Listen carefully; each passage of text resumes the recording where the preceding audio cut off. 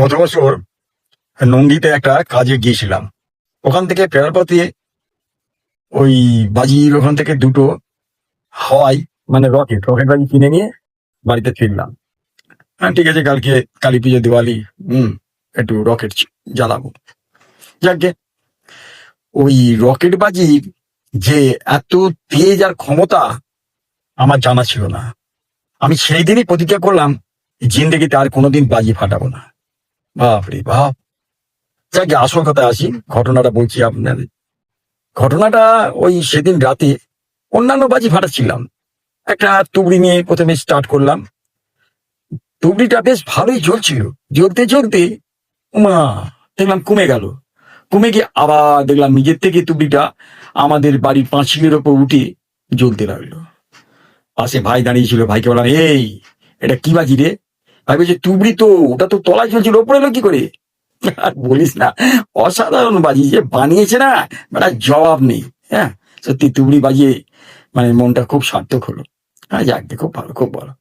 তারপরে যাই হোক, একে একে ধরুন আরো অনেক বাজি ছিল, রং মশলা, তারপরে ফুলঝুরি, আরো সব ওই সব চকলেট বা ফলনা, অনেক কিছু সব পারলাম।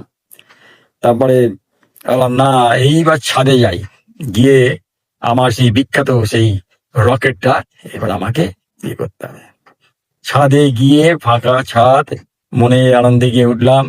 উঠে গিয়ে রকেটটাতে যেই আগুন দিয়েছি, ব্যাস, ও ল্যাজ ধরে আমি উঠতে উঠতে উঠতে উঠতে কোথায় যে যাচ্ছি আমি নিজেই জানি না।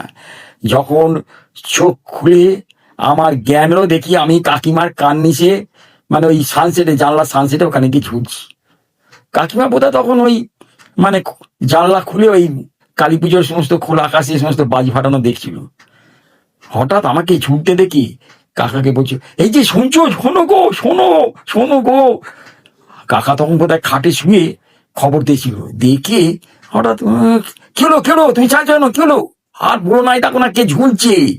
কাকা কাছে আসতেই আমি বললাম, আমি তোমাদের সপা সপা গো, আগে একটা মই আনো, আমি নামবো।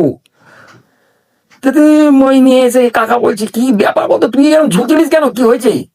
আমি কি ইচ্ছে করে ঝুলছিলাম? এই বয়সে আমার কি তোমাদের এখানে ঝোলার মানে ইচ্ছা আছে? তোমার কি মনে করো গো? না, তাহলে কি হলো, তুই ঝুলছিলিস কেন? আর বলো না, ও সারা বাজুলার কাছে আমি কালকে যাব, ওকে উত্তম মধ্যম পেরাবো। না না, মানে তুই কি কি হয়েছে বল না, খুলে বল না। শোনো, ওই রকেট বাজিটা যে এত ক্ষমতা আমার জানা ছিল না। না না, ওই রকেট বাজিটা মানে বাজিটার নাম জানি, মানে কোম্পানির নাম কি জানিস কিছু? হ্যাঁ, হয়তো বাজিটার নাম হচ্ছে উড়ন্ত নয়